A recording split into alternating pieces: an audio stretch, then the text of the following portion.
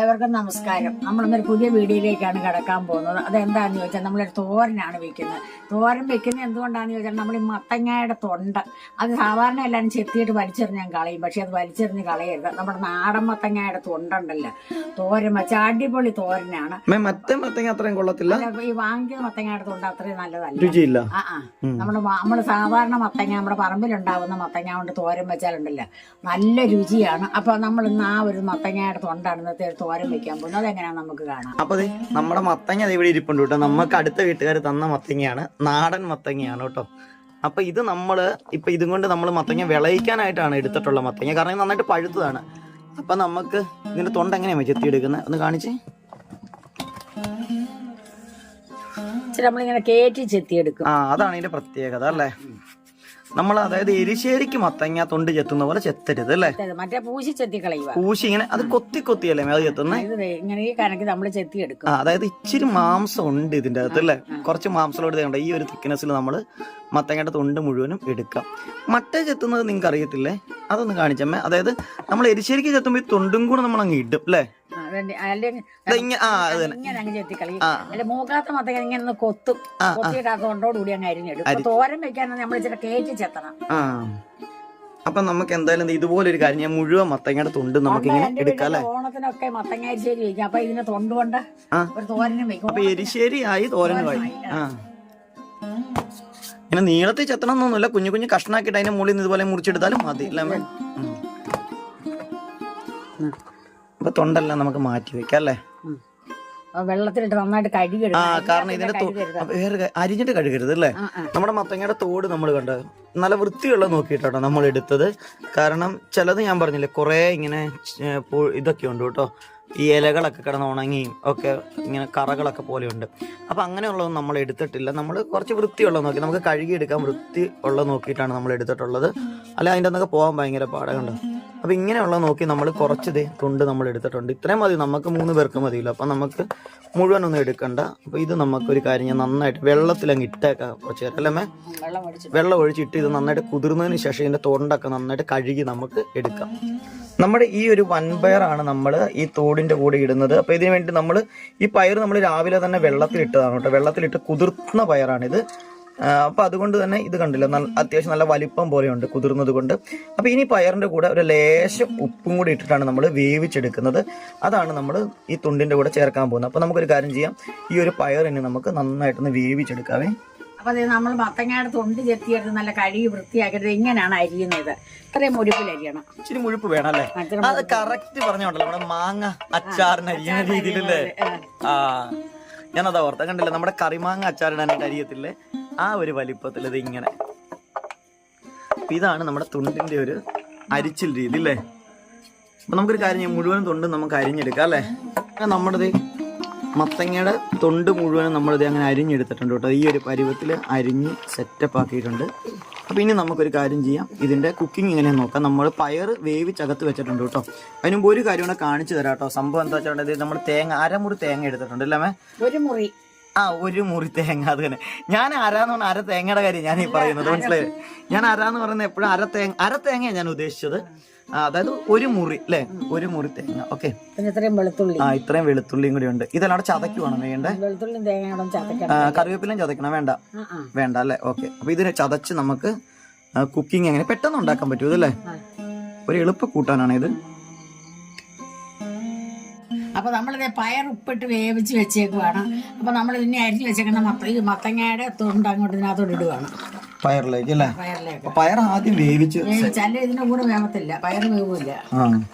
ഇതിന് വേവ് കുറവുള്ള സാധനമില്ല. അപ്പൊ ഇതിപ്പോ മുകളിൽ ഇട്ടാ മതി അല്ലേ മത്തങ്ങ. അത് നീ ഇളക്കണമേ വേണ്ട അല്ലേ. ഇനി ഇതിന്റെ എന്തൊക്കെ ചേർക്കാം? മുളക് പൊടി, സാധാ മുളക് പൊടി അല്ലേ. ഇത്രയേ ഉള്ളതാണ്. നമ്മുടെ നോർമൽ മുളക് പൊടി. ലേശം ചേർത്തിട്ടുള്ള മുളക് പൊടി അല്ലേ. കാശ്മീരി മുളക് പൊടി അല്ല, മഞ്ഞൾപ്പൊടി ഒരു 1/4 പോലും ഇല്ല അല്ലെ. ഒരു 2 പിഞ്ച് മഞ്ഞൾപ്പൊടി ചേർത്തിട്ടുണ്ട്. പിന്നെ ഒരു ശകലം ഉപ്പ്. പയർ നമ്മൾ ഉപ്പിട്ട് വേവിച്ച മത്തങ്ങാത്തോലേക്ക് തൊണ്ടിന് മാത്രം പിടിക്കാൻ മാത്രം ശകലം ഉപ്പും കൊണ്ടും. ഉപ്പ് പോരായെങ്കിൽ നമുക്ക് ലാസ്റ്റ് ഇടാം അല്ലേ. ഇത്രയും ഉപ്പും കൊണ്ടിട്ടുണ്ട്. ഓക്കെ, അപ്പൊ ഉപ്പ്, മഞ്ഞൾപ്പൊടി, മുളക് പൊടി ഇട്ടു. ഒരു ശകലം വെള്ളം ഒഴിക്കാം. ഓക്കെ. മൺചട്ടി ആയതുകൊണ്ട് വേവാനായിട്ടല്ലേ. ഒരു തണ്ട് കറിവേപ്പിലയും ഉണ്ട്.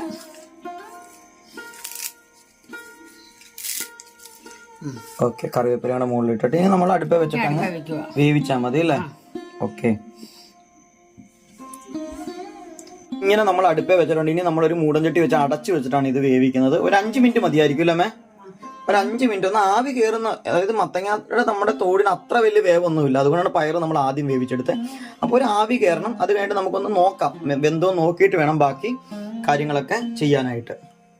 എന്തായാലും നമ്മുടെ മത്തങ്ങയുടെ തൊണ്ടും പയറും കൂടെ ഒന്നും കൂടി ഇവിടെ ഇരുന്ന് നന്നായിട്ട് വെന്ത് സെറ്റപ്പ് ആവട്ടെ കേട്ടോ. അപ്പൊ ഈ ഒരു കല്ലിൽ വെച്ചാണ് കേട്ടോ നമ്മുടെ തേങ്ങയും എടുത്തത്. അപ്പൊ വലിയതായിട്ട് അരക്കേണ്ട ആവശ്യം ഇല്ലാത്തതുകൊണ്ടാണ് അല്ലേ. ഓ, അങ്ങനെ അറിയണ്ട അല്ലേ. ഇത് പയ്യൻ ചതച്ചിട്ട് കല്ലൊന്ന് ഓടിച്ചാൽ മതി. ചതച്ചു. കണ്ട, ഇത്രയുള്ള പരിപാടി അല്ലേ. കല്ലൊഴിച്ചു, ഇത്രയുള്ള പരിപാടിയുള്ളൂ. അപ്പൊ അങ്ങനെ നമ്മുടെ തേങ്ങയും അല്ലെങ്കിൽ നമ്മള് തേങ്ങ അങ്ങനെ കിട്ടാ മതി. ഈ വെളുത്തുള്ളി വേണ്ടത് കൊണ്ടാണ് ചതച്ചത് അല്ലേ. അല്ലെങ്കിൽ ശരി തോരനൊക്കെ നമ്മൾ നേരെ തേങ്ങ അങ്ങ് ചേർത്താലും മതി അല്ലേ. നമ്മുടെ കൂട്ടാനും തുറന്ന് നോക്കാം. എന്നിട്ട് തിളച്ചിട്ടുണ്ടല്ലോ, ഇളക്കിയിടാം നമുക്ക്.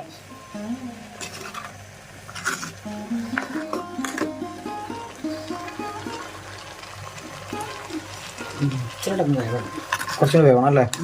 അപ്പൊ ഒന്നുകൂടി ഇളക്കിയിട്ട് വീണ്ടും നമുക്ക് ഒന്നും കൂടെ അടച്ചു വെക്കാം അല്ലേ.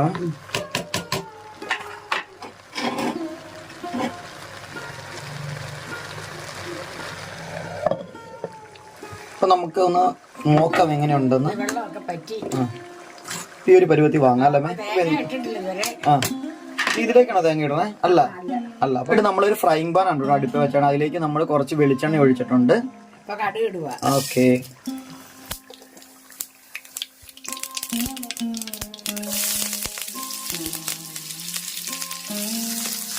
നമ്മുടെ കൊച്ചുള്ളിയും കറിവേപ്പിലയും ഒക്കെ ഇട്ടിട്ടുണ്ട്. കടുക് പൊട്ടിക്കാൻ സാധാരണ വറ്റൽമുളകും അല്ല എല്ലാം കൂടി ഇട്ടിട്ട് അല്ലേ.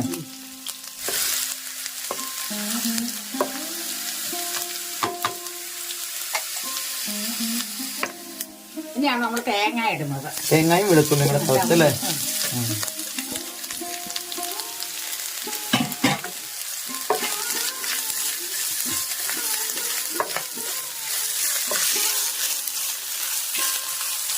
നമുക്ക് വേവിച്ച് വെച്ചേക്കുന്ന നമ്മുടെ എല്ലാ സംഭവങ്ങളും അങ്ങ് ഇടുവല്ലേ. അപ്പൊ ഇത്രയും മൂത്താൽ മതി തേങ്ങ അല്ലേ. ഒത്തിരി അങ്ങ് ഫ്രൈ ആയി പോകുന്നു വേണ്ട. തേങ്ങ ജസ്റ്റ് ഒന്ന് ഇട്ടു, ജസ്റ്റ് ഒന്ന് ഇളക്കി. നമ്മൾ കട്ട് ചെയ്യാതാട്ടോ കാണിച്ചിരിക്കുന്നത്. ഇനി നേരെ നമ്മുടെ പയറും നമ്മുടെ മത്തങ്ങയുടെ തൊണ്ടും കൂടെ നമ്മൾ ഇട്ടു നന്നായിട്ട് ഞങ്ങൾ മിക്സ് ചെയ്ത് കൊടുത്താൽ മതി അല്ലേ.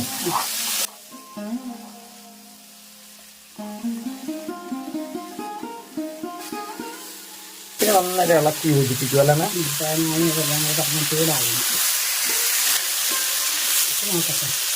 ഈ സമയത്ത് ഉപ്പൊക്കെ നോക്കിയിട്ട് ഉപ്പ് വേണമെങ്കിൽ ഇട്ട് കൊടുക്കണം അല്ലേ. നമ്മുടെ മത്തങ്ങായാലും പയറിലൊക്കെ ഉപ്പുണ്ടാകും, ഉപ്പൊക്കെ ഉണ്ട്. അപ്പൊ ഇനി ഉപ്പിന്റെ ആവശ്യമൊന്നുമില്ല അല്ലേ. നല്ല ടേസ്റ്റ് ഉണ്ട് അല്ലേ. ഇങ്ങനെ ചെയ്യണ്ടേ, ഇത്രയുള്ള പരിപാടി അല്ലേ. അപ്പൊ ഒത്തിരി അങ്ങ് ഡ്രൈ ആവുമൊന്നും വേണ്ട. അപ്പൊ നമ്മുടെ തോരന്റെ പരിപാടി അങ്ങനെ കഴിഞ്ഞിട്ടുണ്ട്. അപ്പൊ മത്തങ്ങാത്തൊണ്ട് നമ്മൾ വേസ്റ്റ് ആയിട്ട് പുറത്ത് കളയുന്ന വലിച്ചെറിയുന്ന മത്തങ്ങാത്തൊണ്ടിന് ഒന്ന് അല്പം ഒന്ന് കനക്കി അങ്ങ് ചെത്തി കഴിഞ്ഞിട്ടുണ്ടെങ്കിൽ നമുക്ക് ഇങ്ങനത്തെ ഒരു കറിയും കൂടെ തോരനും ഒരു എരിശ്ശേരി വെക്കുമ്പോൾ ഒരു തോരനും കൂടി ആയിക്കോളൂ അല്ലേ. അത് തന്നെ. അതല്ല നമുക്ക് ഫ്രിഡ്ജിൽ എടുത്ത് വെച്ചാൽ പിറ്റേ ദിവസം ആണെങ്കിൽ തോരൻ വെക്കാം അല്ലേ. തൊണ്ടെടുത്ത് വെച്ച് കഴിഞ്ഞാല്. അപ്പൊ നിങ്ങൾക്ക് ഈ തോരൻ ഇഷ്ടപ്പെടുകയാണോ ഞാൻ വിശ്വസിക്കുന്നുണ്ട്. ഈ മത്തങ്ങാത്തൊണ്ടും പയറും കൂടെ ഭയങ്കര രുചിയാകട്ടോ. നമ്മൾ വെച്ച് നോക്കണമെങ്കിൽ അതിൻ്റെ രുചി അറിയാൻ നിൽക്കുള്ളൂ. അപ്പൊ നിങ്ങൾ ഇതുപോലെ വെക്കുക മത്തങ്ങ മേടിക്കുമ്പോൾ. അപ്പൊ നിങ്ങൾക്ക് എല്ലാവർക്കും ഇത് ഇഷ്ടപ്പെടുകയാണോ ഞാൻ വിശ്വസിക്കുന്നുണ്ട്. അടുത്തൊരു വീഡിയോ വരുന്നവരെ നിങ്ങൾക്ക് എല്ലാവർക്കും കണ്ട് നന്ദി, നമസ്കാരം. അപ്പൊ ലൈക്കും കമന്റ് വന്നാലും മറക്കരുത്. ഇടയ്ക്ക് പയറ് കിടക്കണേ കാണാൻ ഭംഗിയാണെന്നറിയാം. ഉണ്ടാക്കി നോക്കാനും മറക്കരുത് അല്ലേ. അത് തന്നെ. അപ്പൊ എല്ലാവർക്കും നല്ലൊരു ദിവസം ആശംസിക്കുന്നു. ശുഭദിനം.